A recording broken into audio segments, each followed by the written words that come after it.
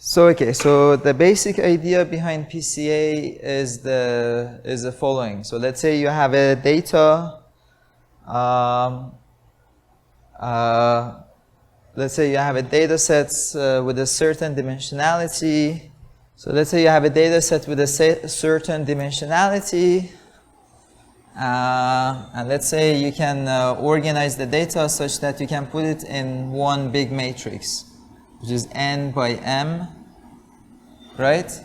So n is the number of data points, and m is the dimension of each data point, right? So each data point has the dimension m.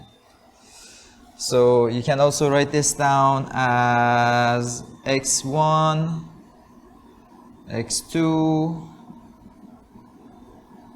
xm. I think in the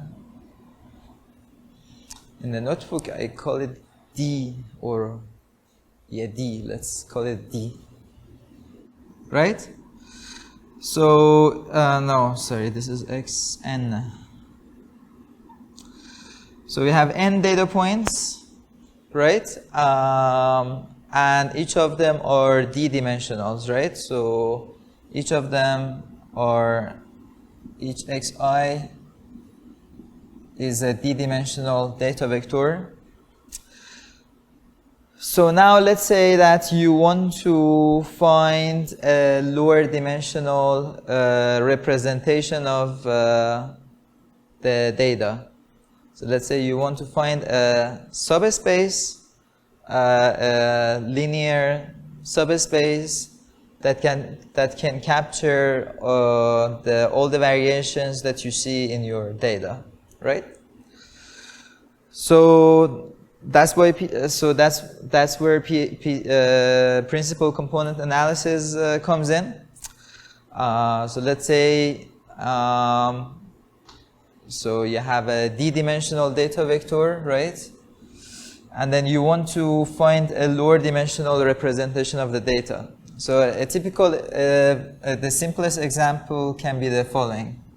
So let's say you have you're in 2 dimensions, and then you have a set of data points that are scattered in the following way. Yeah? So in this example, you can, so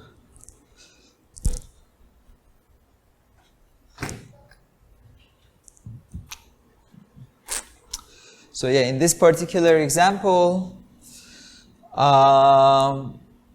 the data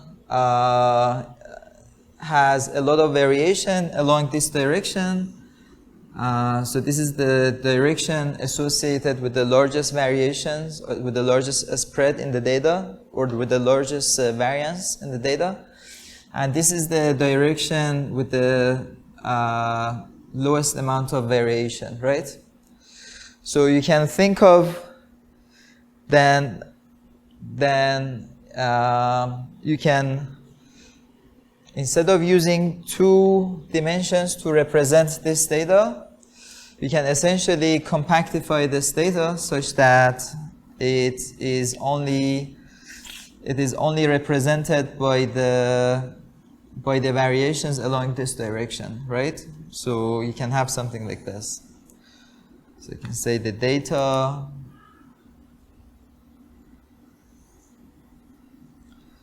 only varies along this dimension.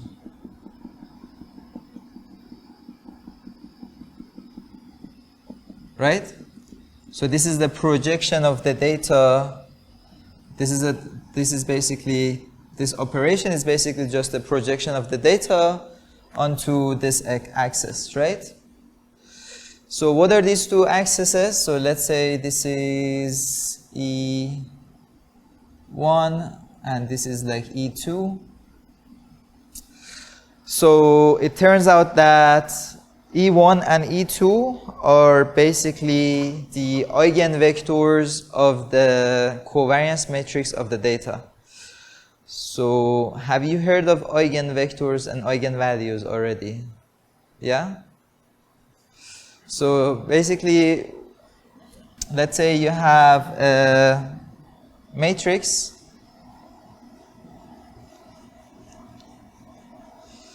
let's say you have a matrix S. Let's say you have a n by n matrix S. It's called D by D matrix S, right? So basically what you have is that if you apply S on its eigenvectors ui, you would get the ui itself, right? So here in this case you call lambda I the eigenvalue and ui the eigenvector of this matrix, right?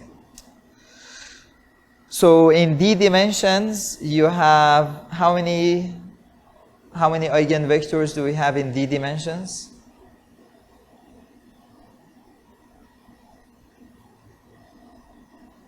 Let's go to 2 dimensions. Let's say your matrix is 2 by 2. So how many eigenvectors do you have?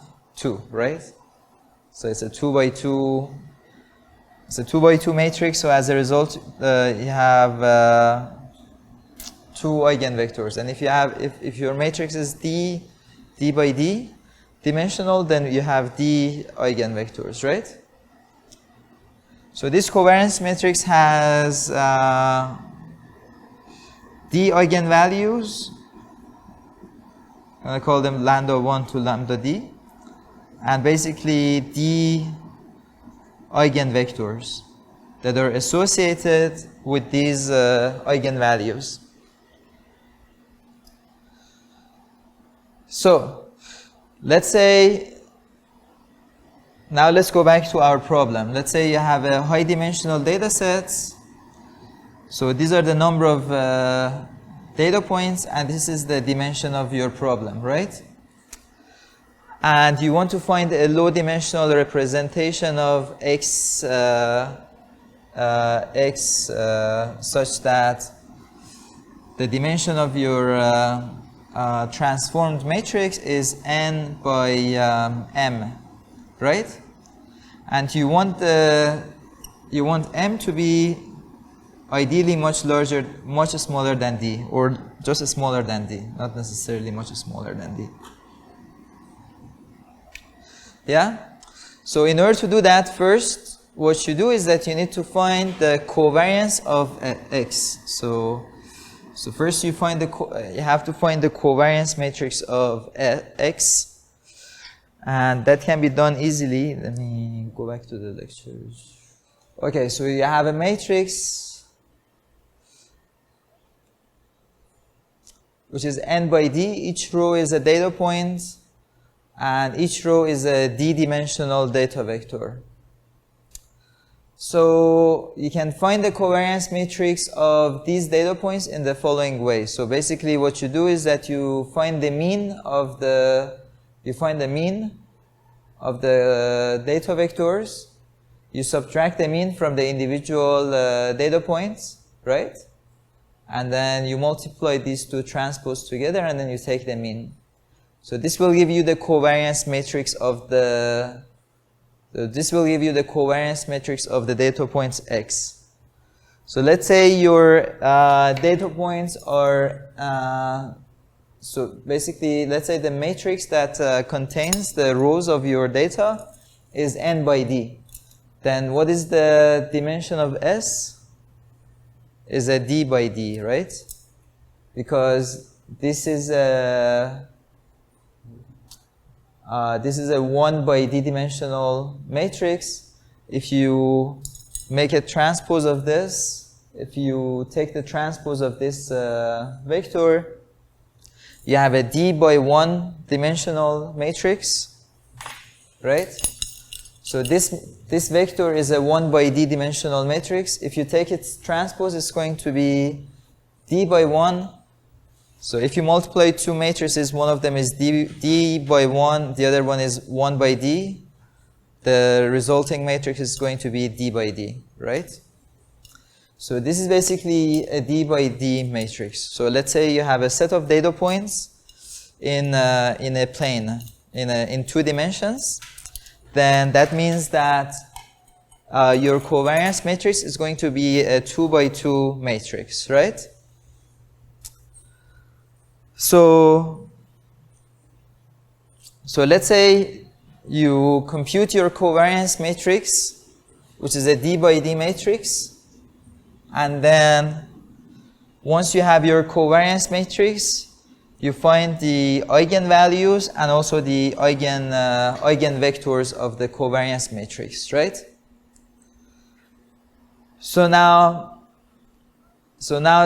once you have the eigenvalues and the eigenvectors, you can sort the eigenvalues from the largest to the smallest, right? So you start from the largest eigenvalue, lambda 1. U1 is lambda 1 U1. And then you go on to the smaller and the smaller, lambda 2 U2, S U3, lambda 3 U3. And so your matrix is a D by D dimensional matrix because your data points, your individual data points are D dimensional vectors. So eventually in your matrix, so that your final covariant eigenvector is UD, is lambda D UD, right? And now these are sorted such that the first one is the largest eigenvalue, the second one is the second largest eigenvalue, the third one is the third largest eigenvalue, and the last one is the smallest eigenvalue of your covariance matrix, right? So lambda 1 is larger than lambda 2, etc. until lambda d.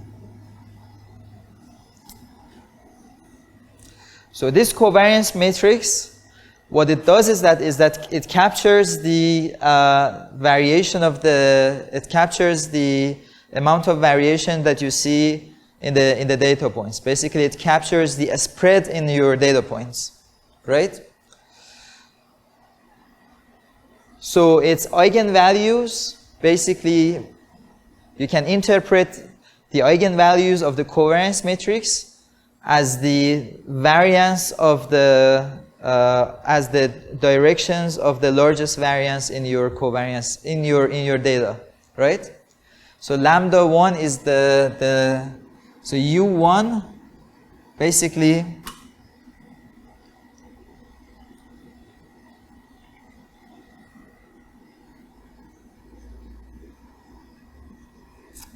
so the eigenvector U1, which is associated with the largest eigen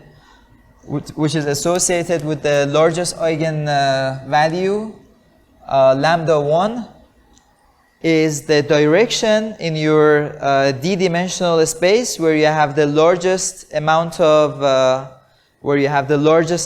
variance in the data, right? And then as you move on to the second largest eigenvalue, then U2, the eigenvector associated with the second largest eigenvalue is the direction where you have the second largest variation in the data. So in this particular example, what would be the U1 and U2? What would be U1 and what would be U2? What would be the direction of U1 and what would be the direction of U2? Yeah, so E1 is U1 and E2 is U2, right? So basically, the eigenvalues of the covariance matrix, they define the directions at which you have the largest amount of variation in the largest amount of variance in the data, and then the eigenvalues of the covariance matrix, they basically describe the amount of variations that you have in the data, right? So when lambda 1 is when lambda 1 compared to lambda 2 is large, it means that you have more variation along this direction than in this direction, you have much more variation along this direction than along this direction. Right? So let's say that your data, let's say you have, so let's look at the following example. Let's say you have a data which lies on a line. So this is basically a line. So this is a 2D dimensional plane, but all of your data points basically are on a line. So what are the eigen vectors of the covariance matrix for such a data set? Yeah. So yeah, well, there are still two. Yeah, essentially, yeah, there are still two eigenvectors, but then so you have your first eigenvector is this one, u1, right? But you still have another eigenvector u2, but the eigenvalue associated with this eigenvector is 0. So lambda 2 is 0, right? So lambda 2 is 0, and lambda 1 is some number greater than 1.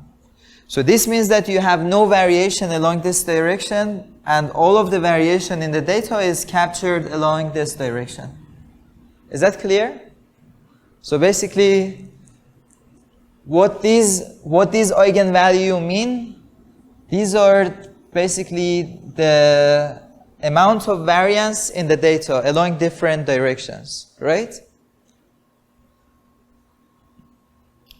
So let's say that you only care about the directions at which you have that capture basically, let's say 99% of the variance, right? So in which case you just let's say that the sum of let's say that the sum of the eigenvalues is 1, right? And then you basically keep the eigenvalues that give you such a sum, for which you get something like this. So if the sum of the eigenvalues up to some dimension m is equals to 0.99, it means that you only need m dimensions in a d-dimensional space to capture 99% of the variance in the data, right?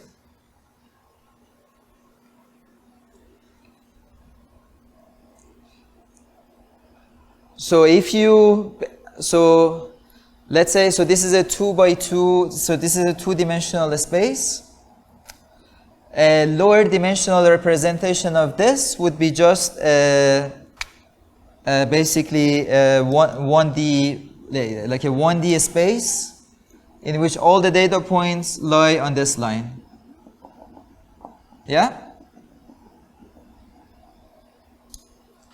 So yeah, that's quite simple. So that is the gist of PCA.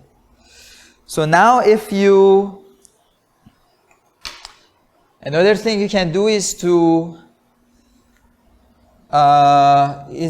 represent the data in the space, in the linear space in which the covariance matrix is diagonalized, right? So the linear space in which the covariance matrix is diagonal is a linear space spanned by the eigenvectors, right? So in this new linear space, for instance, the x-axis is going to be u1 and the y-axis is going to be u2, right?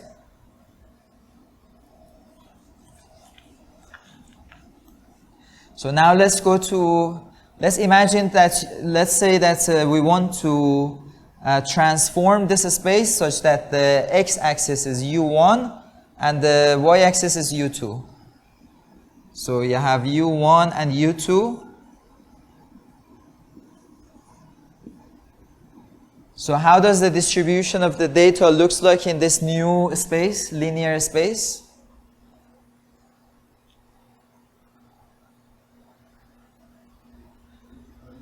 Yeah, it's going to be horizontal, exactly. So it's going to look like this.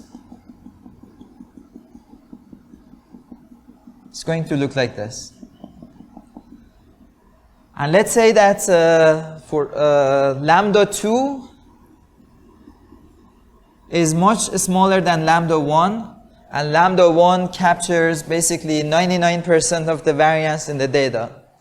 So in which case you say that I only care about the one-dimensional representation of the data because this one dimension basically captures 99% of the variance in the data.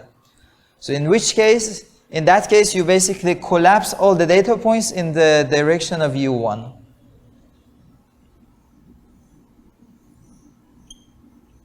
So all of them are going to be on this line, right? So basically, what you see here is a principal component analysis in which you started with two dimensions, right?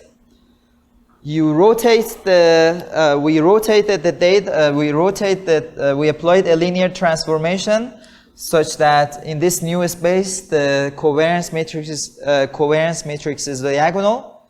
And then we only keep the dimensions that capture a lot of variation in the data.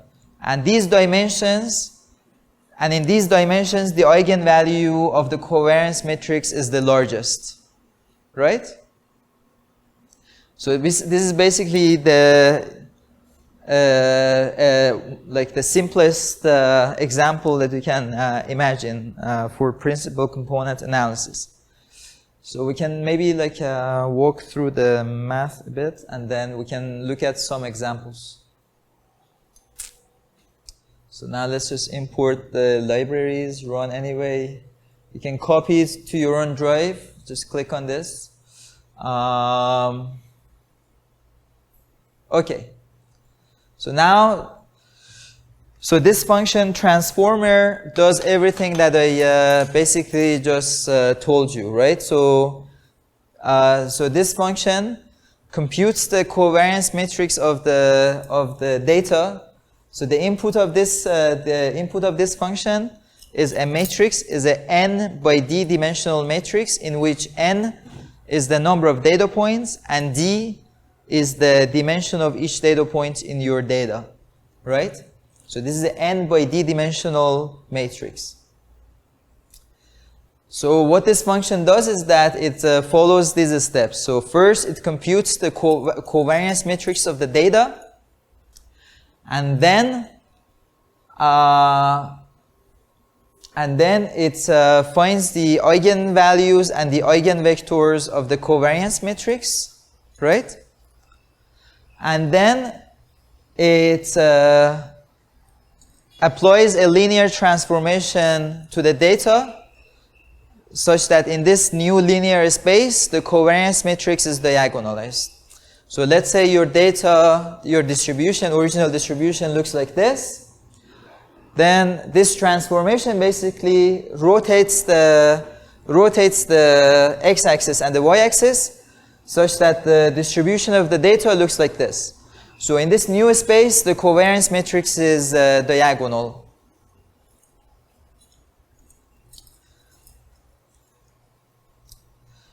And the output is again another just n by d dimensional matrix. So the output is still an n by d dimensional matrix, right? So there's no dimensionality reduction yet, right? So if you want to do dimensionality reduction, you basically say that I only care about the first two columns of this matrix. So here, for instance, this is basically just a linear transformation of the linear space. But then let's say that you only care about the first column of this data. This is the first column. And then you want to collapse all the data points into the first column, right? And then, so you get rid of the second column, which is this, which is the y-axis in this new linear space. And you end up with all the data points being collapsed onto just one line, right? So this function, what it does is that it basically just transforms the data into this new linear space in which the covariance matrix is diagonals. And if you want to reduce the dimensionality of the data in this new subspace, what you do is that you just drop the columns of this new transformed data, right? So you can think of PCA as being described by these steps. So you start.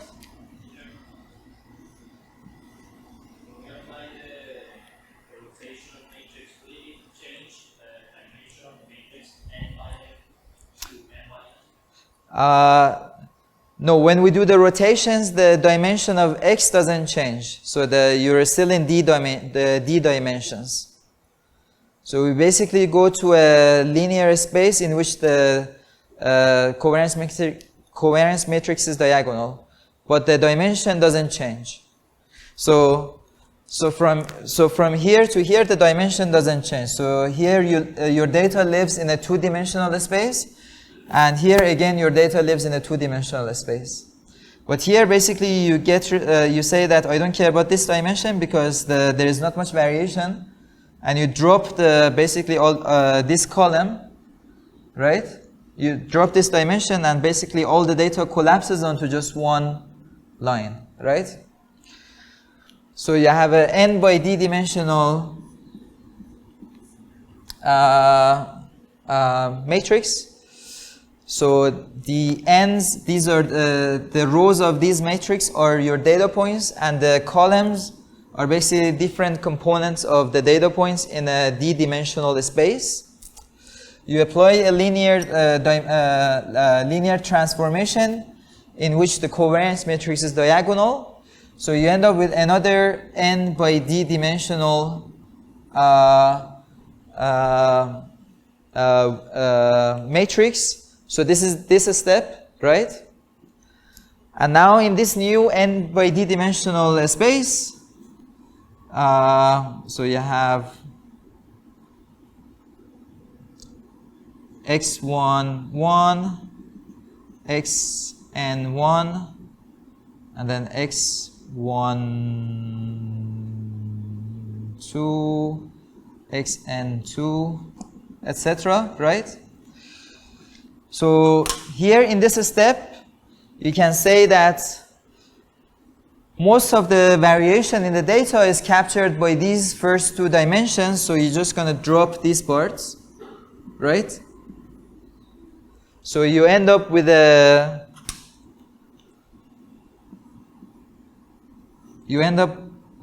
n by two dimensional matrix, right? But this 2 can be any other number. It can be any number that is smaller than d, right? So basically that's the whole idea behind PCA. So let's look at this, let's walk through this function a bit. So here we compute the mean. So this line basically just computes the mean of the matrix X. So this is a d-dimensional vector. So each component of this vector is the average of all the x's along a particular dimension in the d-dimensional space. And then we subtract the matrix by this mean. Now we compute the covariance, right? Now that we have the covariance matrix, we can compute its eigenvalues and eigenvectors, right? So remember, when you use NumPy linear algebra library and this function EIG, It gives you eigenvectors. It gives you some it gives you the transpose of the eigenvectors. So you need to take the transpose of this to get the eigenvectors. So here that's what we do. So this needs to be transposed. And now what we do here is that we sort all the eigenvalues from the largest to the smallest, right? So basically you take the eigenvalues and you return their indices sorted from the largest to the smallest.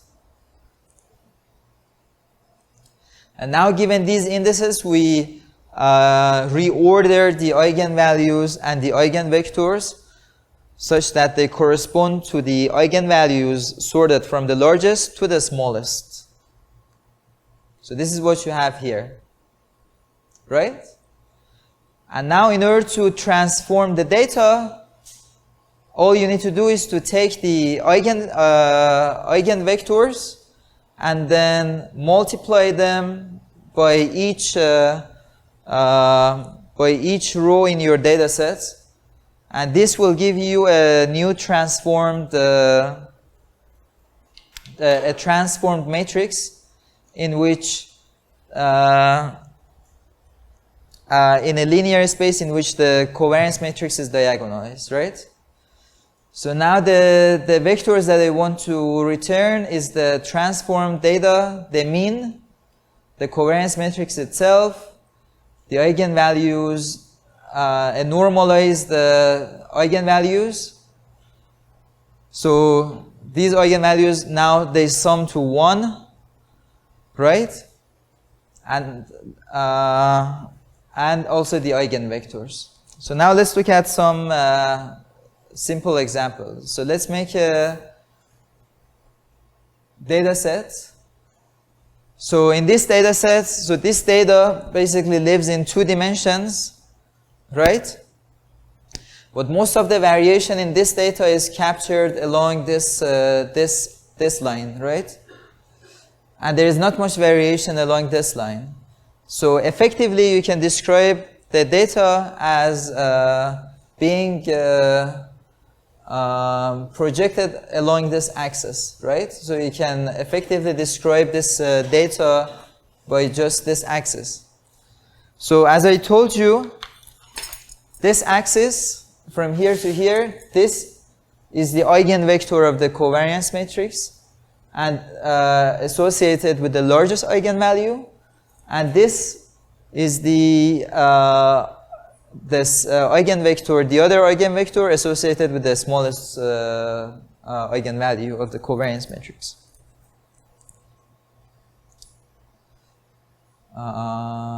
So now let's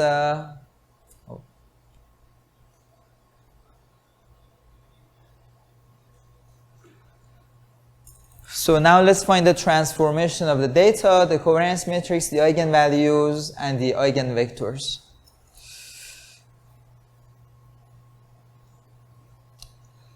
So if you write down the eigenvalues, for instance, let's edit this a bit. So let's add another code. Let's print eigenval.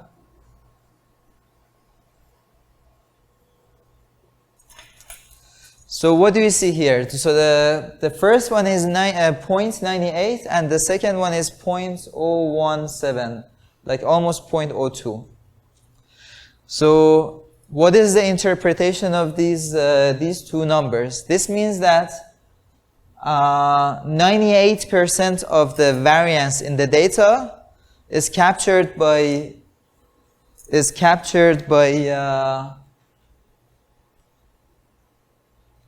it means that 98% of the variation of the data is captured by this axis, whereas only 2% of the variation of the data is captured by this axis, right? Which makes sense, like intuitively. So now let's run this. So this is going to show you the original data And it's going to show you the eigenvectors. So this is the first eigenvector. The second eigenvector is also showed, but it's very small because the length of these lines are proportional to their corresponding eigenvalues. So this is like 98.98%, and this is only 2%. That's why this line is much smaller than this line. So as you can see, the data basically effectively lives along this line, right? So now if you transform the data if you find the transformation of the data in the space where the covariance matrix is diagonal, so the data is going to look like this, right? So this is basically this axis in this two-dimensional space. This is the first eigenvector of the covariance matrix, and this is the second eigenvector of the covariance matrix, right? So the first eigenvector and the second eigenvector, right? And now if you want to reduce the dimensionality of the data, you can basically just say that you don't care about the variation along this axis.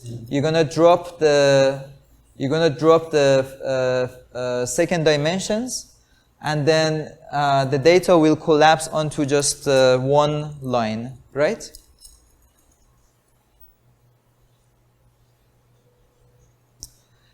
So now that we've seen this simple exercise, let's go and look at some real-world data sets. So we're going to look at MNIST data sets.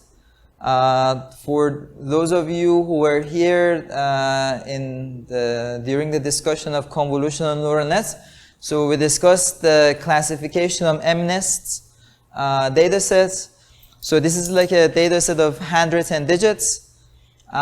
Basically, these are digits that were written by hand by various people, and these are recorded in images that in grayscale images that are 28 by no, I think 32 by 32, or 28 by 28. Sorry, yeah, 28 by 28 dimensional matrices, right?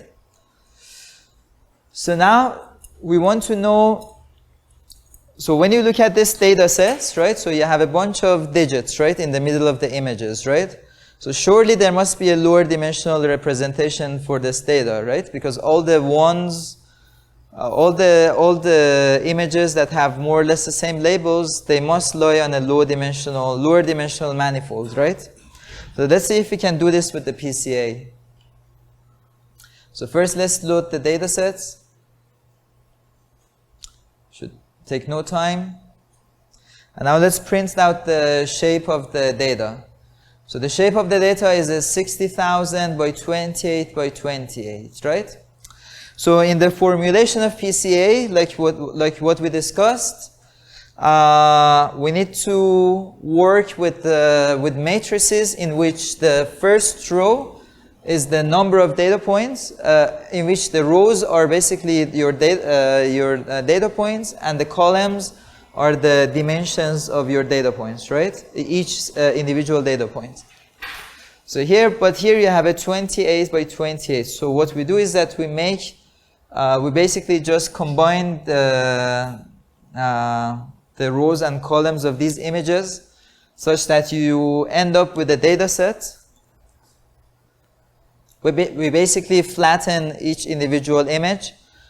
So each individual image is a 28 by 28 dimensional, basically grayscale image, and we turn it into a 700 and something. I forgot the exact number.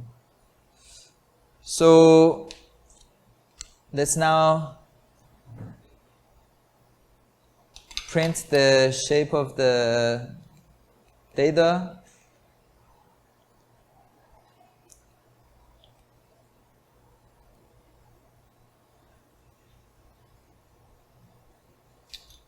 So now if you print the shape of the data, so you have a 60,000 by 784 dimensional matrix.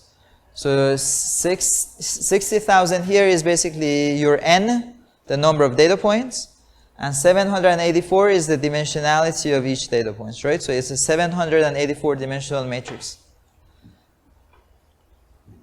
So now let's, so you can pre-process the data such that, so basically this function basically ensures that the mean of the data points is 0 and their standard deviation, they all have the same standard deviation, which is standard deviation of 1, and the mean is 0.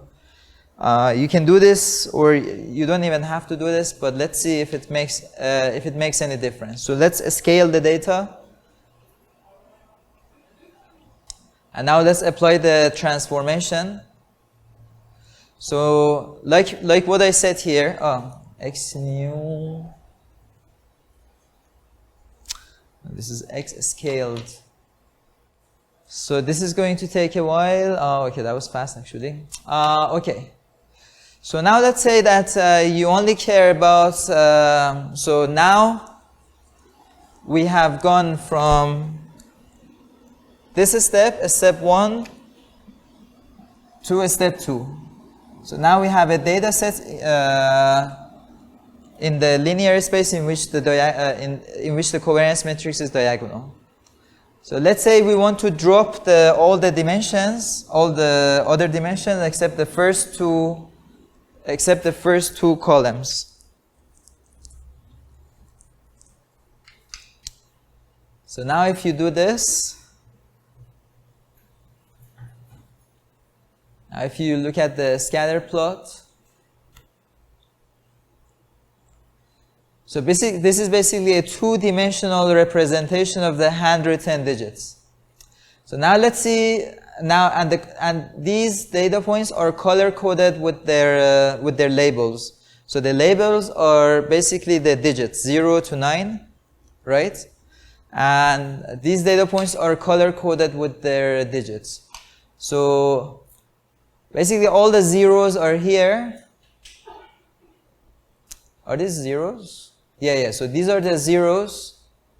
The ones are here. So the ones don't look like the zeros, so they're kind of far away from the zeros.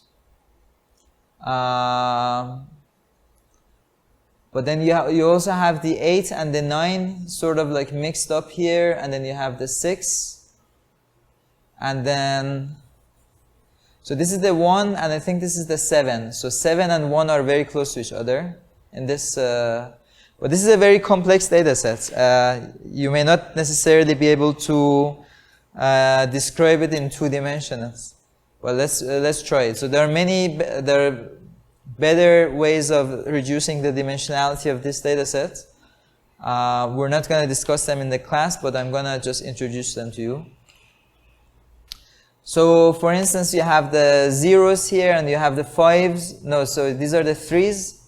So the 3s are here. So the 3s live somewhere here, and the zeros are here. So the 9s are here as well, are very close to the 1s as well. But let's see if we can actually, let's keep 3 dimensions in this data set. So you can, instead of dropping all the columns except the first 2, we drop all the columns except the first 3. And so now let's look at the scatter plot of the first PCA component and the second PCA component. No, sorry, the third PCA component. And now in this direction, actually, you see a much better, maybe separation between different classes. So for instance, all the zeros are here, and these are all the 1s. So the zeros and 1s are not very similar to each other, so they're actually kind of far from each other. But then here you have the orange, and the orange are what? The orange is, the orange data points are 2s. And these are, so for instance, these are 9s, and these are 7s. and the 6 is somewhere here. So this is the 6. So there's still a not very clear separation between the data points, but you see more structure here, right?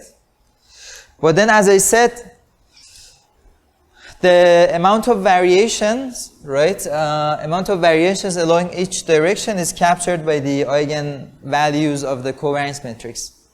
So let's look at the eigenvalues of the covariance matrix. So our function, our transformer function here, it also returns the eigenvalues, the list of eigenvalues of the covariance matrix S. So first, let's look at the, actually before looking at that, let's maybe look at just the, another plot where we just look at the log of,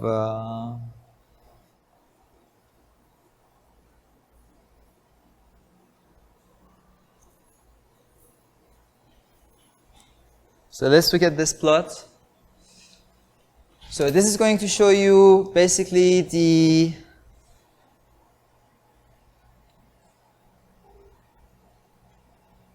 so we have 700 and basically we have 784 eigenvectors, right? And each of them has some eigenvalue. So remember, the eigenvalues basically tell you the amount of variance, basically the percentage of variance along the direction of the eigenvector, right? So in the first, if you just pick the first eigenvalue,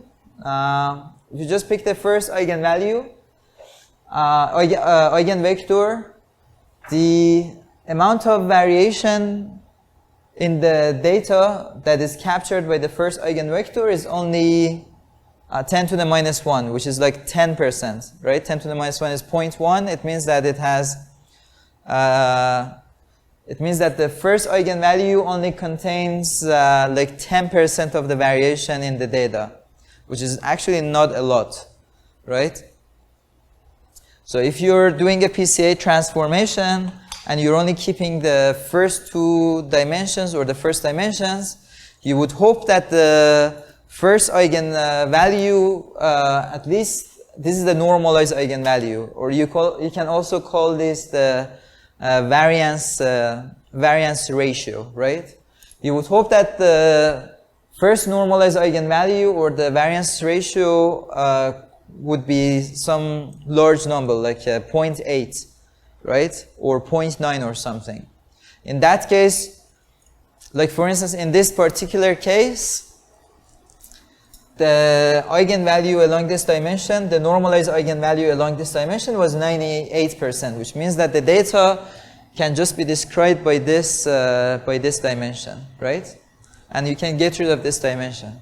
But that's not really the case. So for instance, if you just pick the first two data points, the first two eigenvectors, or the first two PCA components, you can barely capture 20% of the data. Which means that this data set is a very complex data set, and you need to use a more complex algorithm to find its lower dimensional representation. So maybe you have to find a nonlinear, maybe there is a nonlinear dimensional representation of the dataset. So let's look at this plot. So basically, this plot looks at the cumulative variance of the data. So it basically tells you what percentage of the variance you pick up as you add more and more principal components, right? So for instance, let's say that you want to, in your low dimensional representation, you want to capture at least 80% of the variance of the data, right?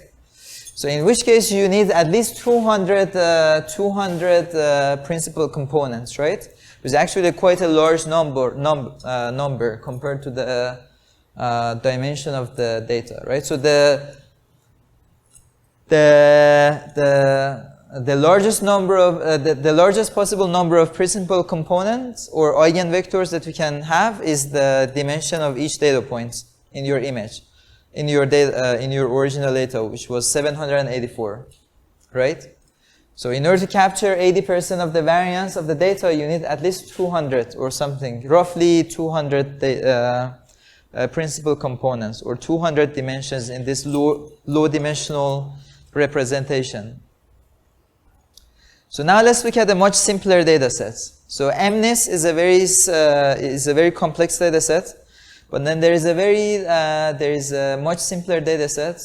It's called UCI handwritten digits. So these are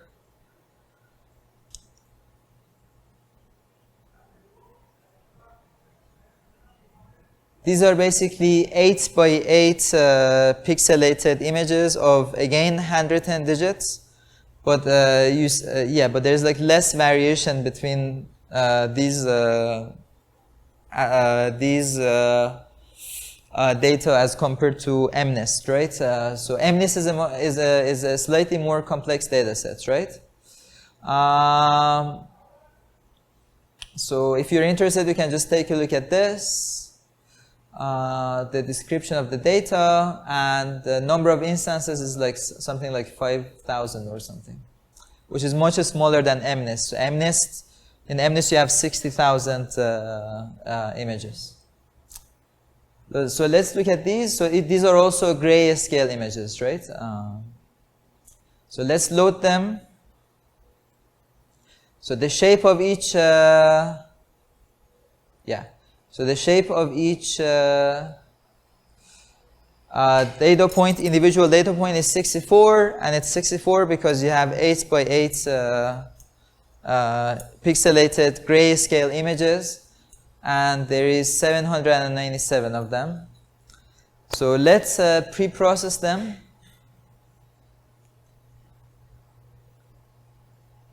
And now let's apply our transformer. So remember, this transformation doesn't change the dimensionality of your data points. If you want to reduce the dimensionality of the data points, once you have this transformed matrix, you can just keep the first 2 columns or the first 3 columns or first 20 columns or whatnot. So let's just keep the first 2 columns and look at the scatter plot of data points color-coded by their digit labels. So as you can see here, this data point is actually quite simple, and there's a very nice separation between different labels. So yeah, I don't know if you can see the colors. Can you see the colors well? Yeah. So for instance, you have the 0 here again. You have the 0, and the digit that is very close to 0 is 6, so I think these are the sixes. And then you have the 6, and then you have the 5. So the 5, most of the images that have the label 5 are clustered around here. The 1s are here, kind of far away from 0s because they don't look like each other. But then you also have the 7s, right? It's because 7 is very similar to 1 if you write it down. So if you go to a lower dimensional space, the data points that have the label 1 are going to be very close to the data points that have the label 7, right?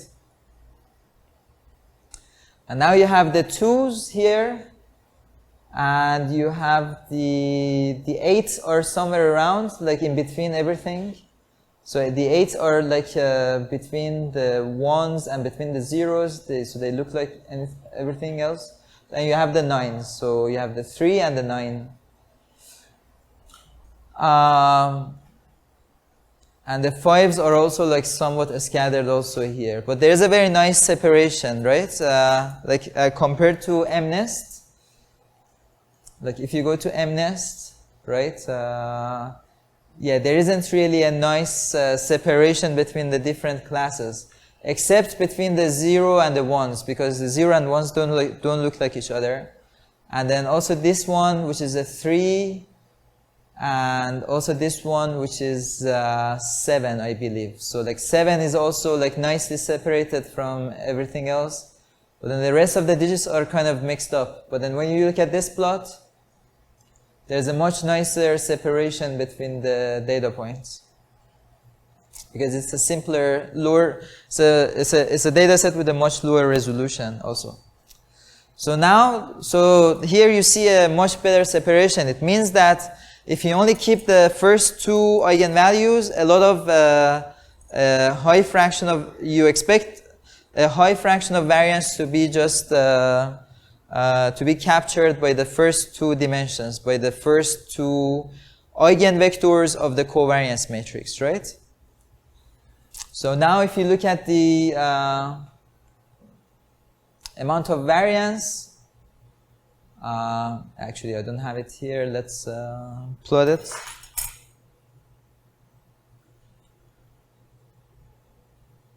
Let's do PLT plots MP numpy com sum. So when you do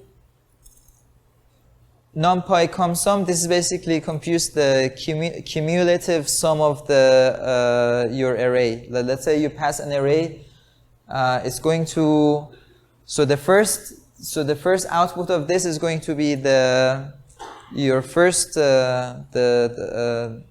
basically the first entry of the array, and the second one is going to be the sum of the first one and the second one, and the third entry of the array is going to be the sum of the first and the second and the third one, right? So this adds the variances together. So now let's do this. Eigenval.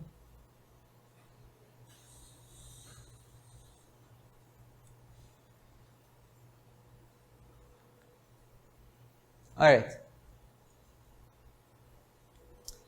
So now if you look at this plot, let's actually provide some labels. PLT by label components. All right. So here what you see is that in order to capture like 80% of the variance of the data, you probably need something like 10 principal components, which means that you only need a handful of principal components to capture most of the variation in the data. Now compare this to the plot that you showed before for the MNIST data. So here is a different story. So in order to capture 80% of the data, you need something like 200 principal components. This is partly due to the fact that the UCI 110 digits images are they have a much lower resolution, right? So it's easier for them to be represented by a lower dimensional data set than in MNIST. So now let's compare our results to scikit-learn, the PCA module in scikit-learn, and see if our results are comparable, just to make sure that we haven't done anything wrong, because we just followed the linear algebra here. So if you look at the results from scikit-learn, the lower dimensional representation of the handwritten digits are actually very similar to ours. They're just flipped. So now, so here the zeros are here, the ones are up there, and here it's like the other way around. So the zeros are here and the ones are up there, and this is possibly because of a sign, like basically a negative sign in the eigenvectors, right? If you multiply the eigenvectors by a negative, the axes are going to flip, right? So this is basically what you see here is that the second axis has flipped, but it's like the same direction, but it has just flipped, right? So now if you look at the cumulative variance from the two methods, they're also going to be right on top of each other, right? Yeah. So the cumulative variance percentages from the two different methods are also on top of each other, which is a good sign, which means that we haven't done anything wrong.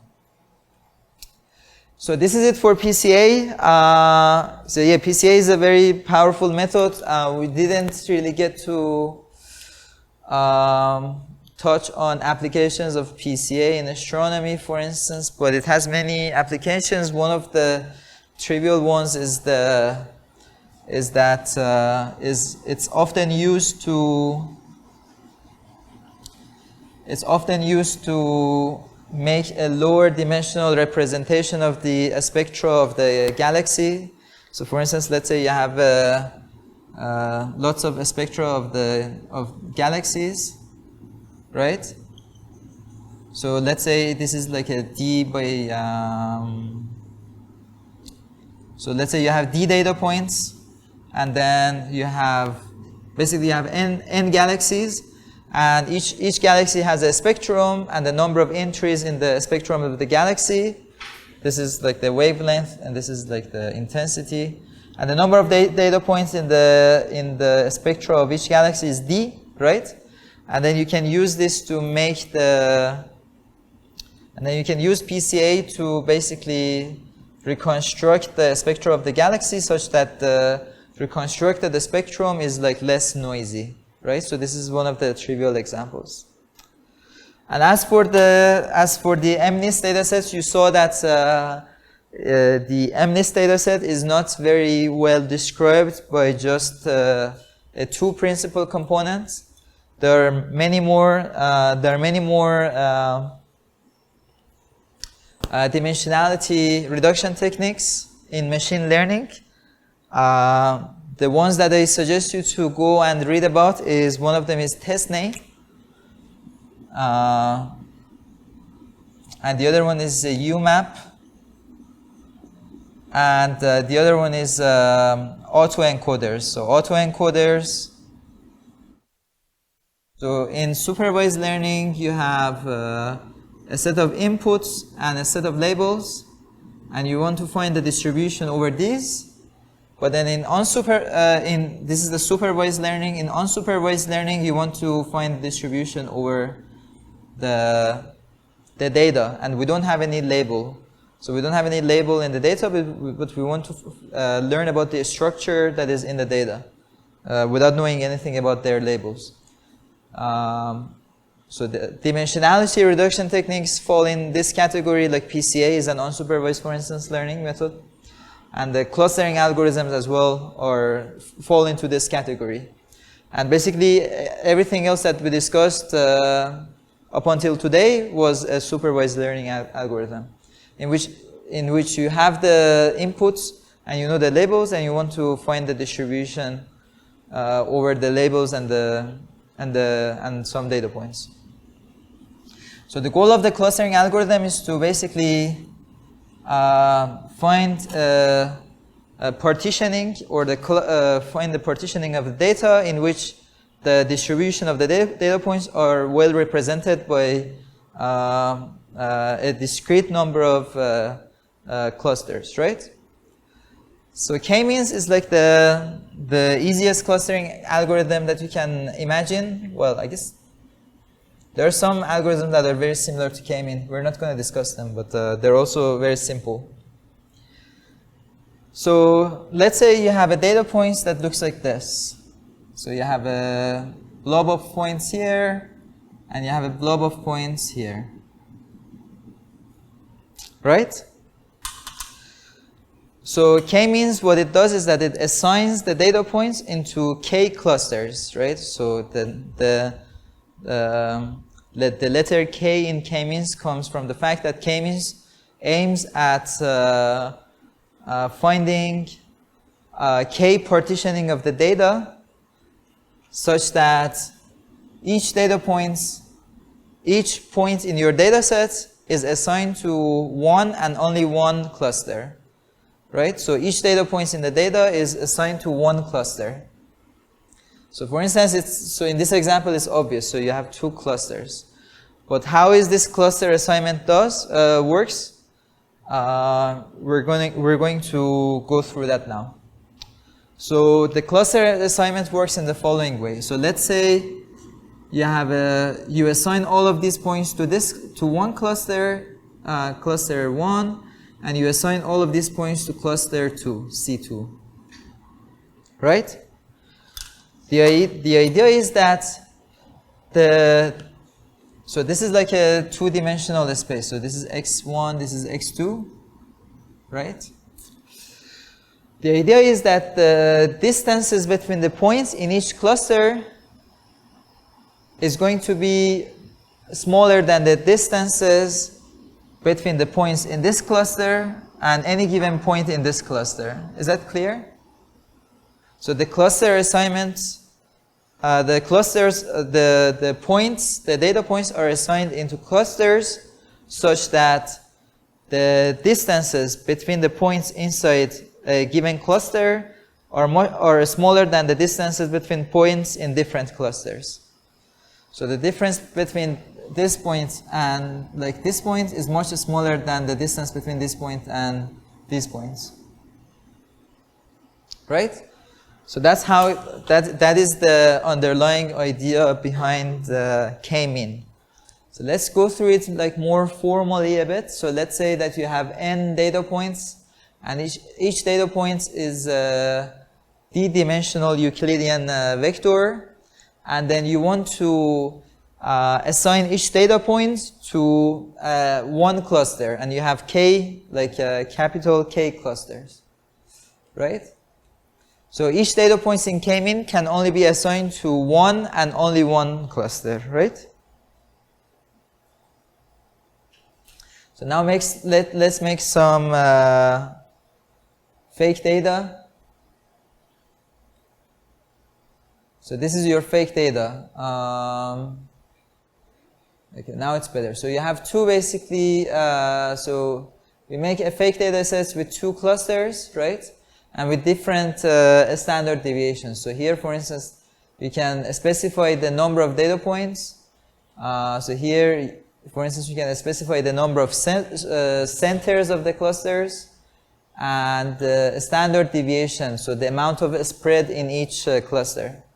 So since I fixed the random state here, so if you run it yourself, you're going to get the same answer as well. So now the idea is that in k-means, I am going to assign every data points to one and only one cluster. So clusters in k-means are specified by their centers. So every cluster has a center, right? So then, and the center is basically a point in this two-dimensional plane, right? So if your data points live in a d-dimensional Euclidean space, your centers are basically a point in a d-dimensional Euclidean space, right? So let's say I want to have two clusters, for instance, right? So clusters are defined by their centers, by their cluster centers, right? So therefore, I'm going to have two centers, right? So one of them is going to be somewhere here, probably one of them is going to be somewhere here, right? And now, the task of assigning points to the clusters reduces to the task of finding basically the centers of the clusters and assigning points to the centers, assigning your data points to the centers of the clusters, right? So we need to find the centers of the clusters, and we need to find an assignment of the points to the clusters such that, and then we need to also find the assignments of the points to the clusters such that the points that are within, such that the distances between the points and their cluster centers is minimized, right? So let's go back to this example again. So the idea is that the distances between all these points that are inside one cluster, these distances are smaller than the distances between any given point here and any given point in a different cluster, right? So now you can rephrase this in the following way. So let's say you have two centers. You have x1, this is confusing. Let's say this is E1, E2. Let's say you have the center of the cluster C1 is x1, and the center of cluster x2, no, not x1.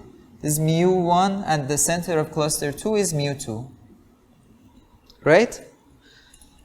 So now the goal of k-means is to find two distances, two basically centers, mu1 and mu2, and a data point to cluster assignment such that the distances between the points that belong to mu1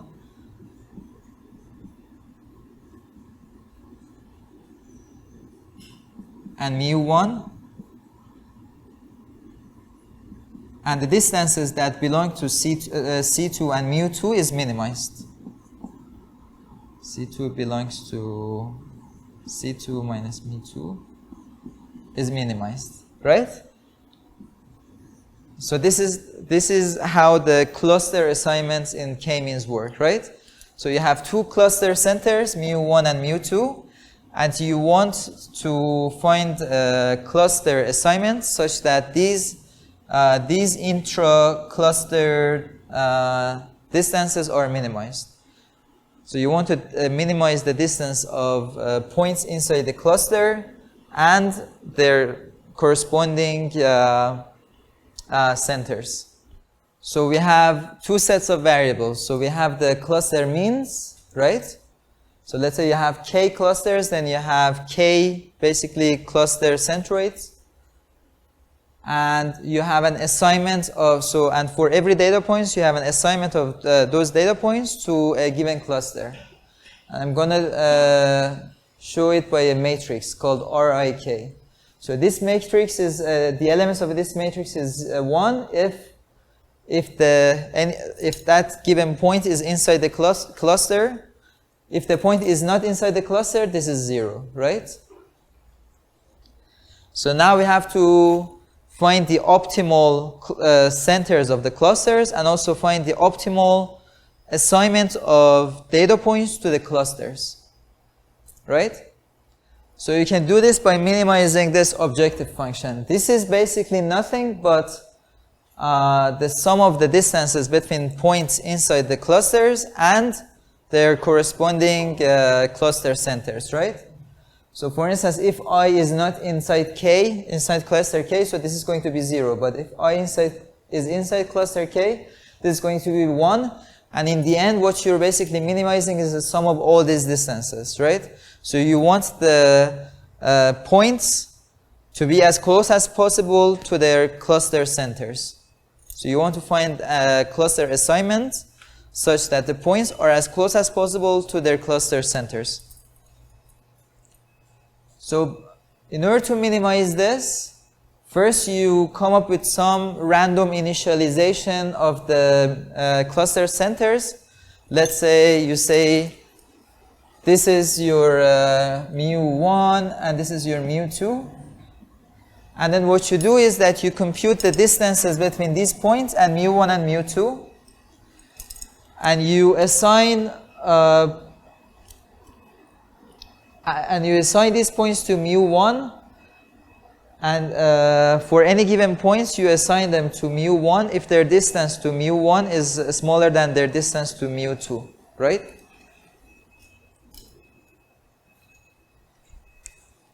So first you come up with some random initializations of the cluster centers.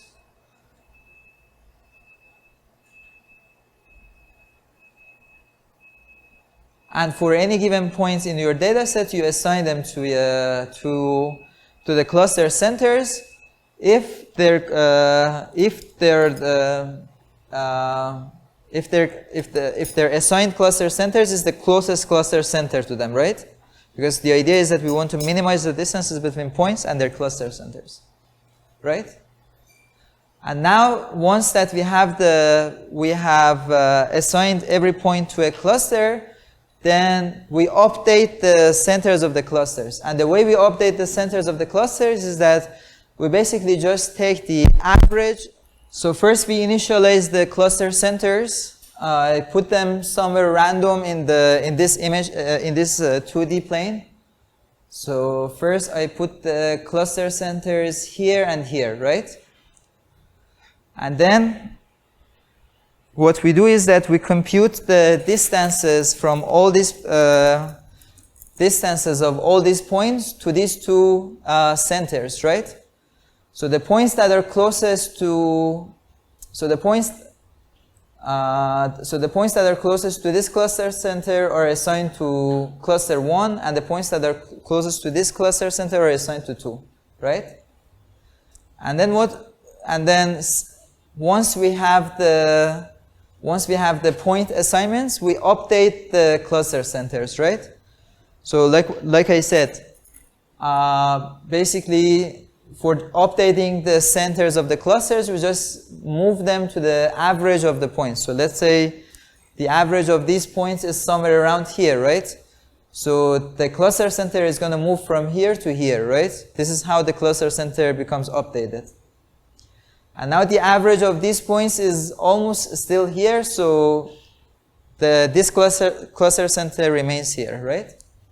And now in the next iterations, we have a new, two new cluster centers, right? So we again do the same procedure. So we compute the distances of all these points to the centers of the clusters. And then we assign them to the clusters if their distance to the centers of the clusters is minimized, right? So these points, for instance, are assigned to this. So these points are assigned to this center because their distance to this cluster center is less than their distance to this cluster center, right?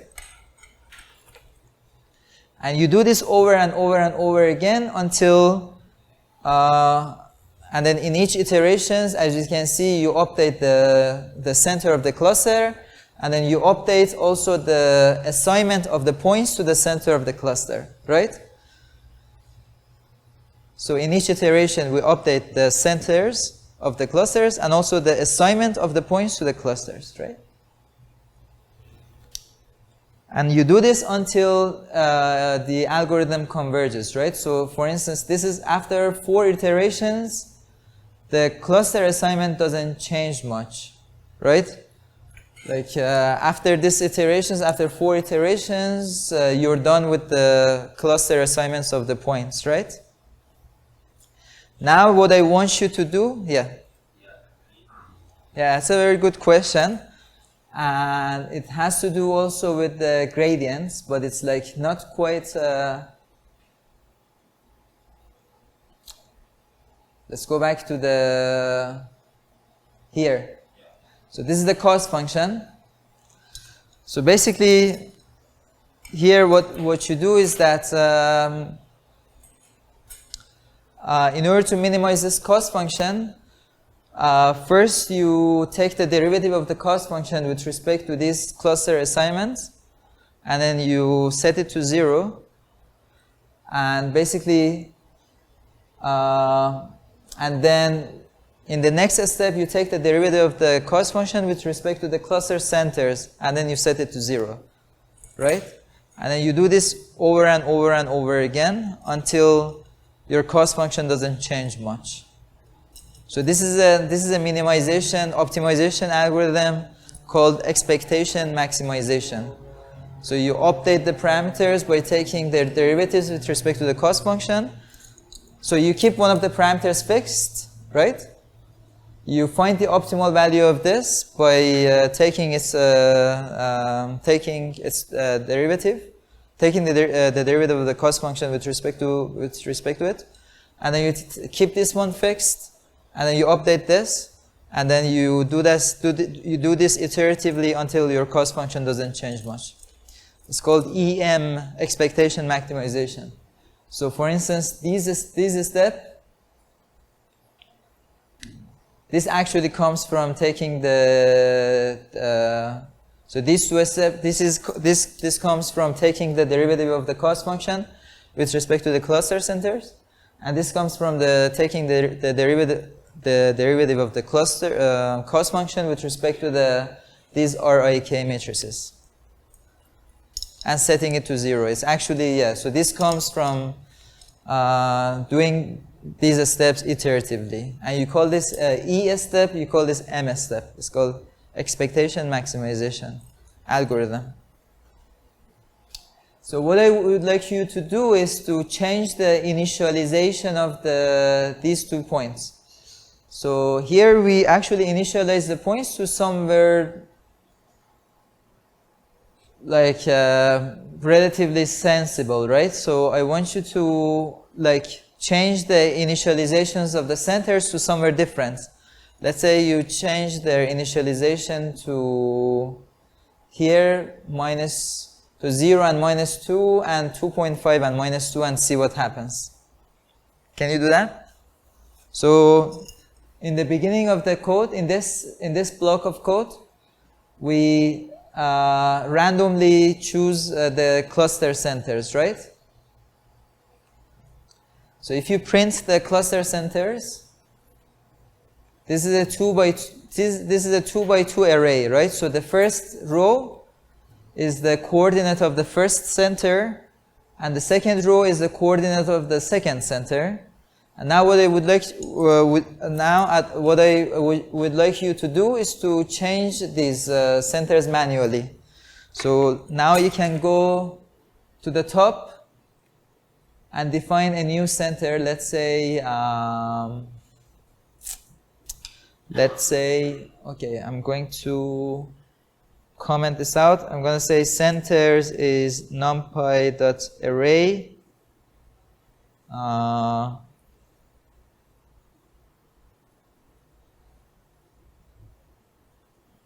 Right? So the first row is going to be the coordinate of the first center, and the second row is going to be the coordinate of the second center. So can you come up with these coordinates? So for the first coordinates, can you choose the first coordinate to be somewhere here and the second coordinate to be somewhere here, and see how the algorithm finds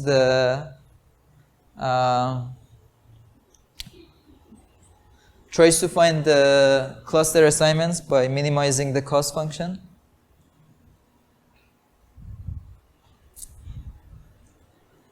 So let me go up again. So this is what you need to do. So centers, this is a 2 by 2 array. So the first row is the coordinate of the first center. The second row is the coordinate of the second center. Just put some numbers here, but then you can also guess the numbers from here. So for instance, you can say the coordinate of the first center is somewhere here. It's like 0 and -2, and the coordinate of the second center is like somewhere here, like it's like 3 and -2 or whatever. And then see how the cluster assignment changes. I'm going to do it too.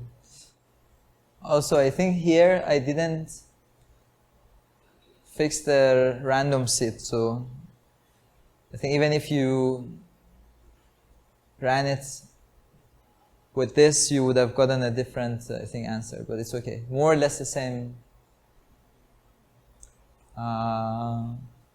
Yeah, just choose some arbitrary center and see how the cluster assignment works.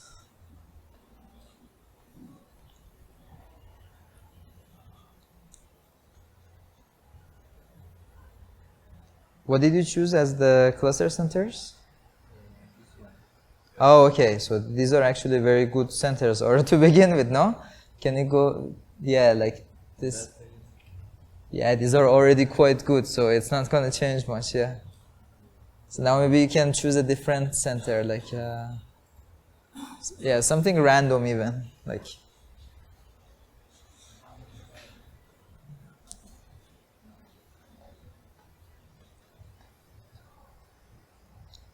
Yeah. I have this image here. Let me see how this comes out. Yeah. It converges very quickly, actually. Here is one. Yeah. Something here. And here is the other. Yeah, it's, they're the same. The colors have been flipped, but they're the same, yeah. Yeah, I'm gonna try to see bottom. But try some like really bad initializations of the centers and see how quickly. Okay, so what are the? Yeah. So you put them here, 0 minus 2, yeah. So it quickly converges, right? So even after the second iterations, it like it converges very fastly. But actually, like try to choose something really random, like 0 and minus 2 and like minus 10, like 0 and minus 10 and 3 and minus 2.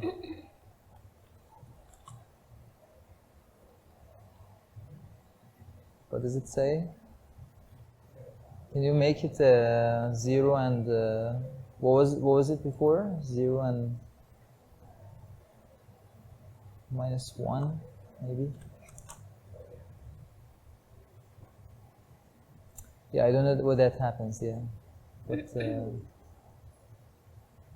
oh, I think it has to do with this y estimate. So it computes the center, and then when you compute the argmin, so it's quite possible that when you take the argmin, it returns it returns two numbers instead of one number, and that's why it happens. As you can see, it converges very quickly.